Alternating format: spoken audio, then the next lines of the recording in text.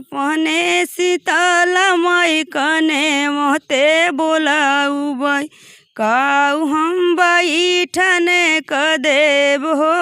मो बैठन क देबै मैया चानना पिढ़ैया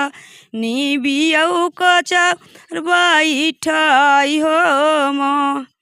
उठली बदरिया जनकपुर बरसे नानी नानी बुनिया गिराई हो मो अपने अपने दुर्गा माई कने मते बोलाउबै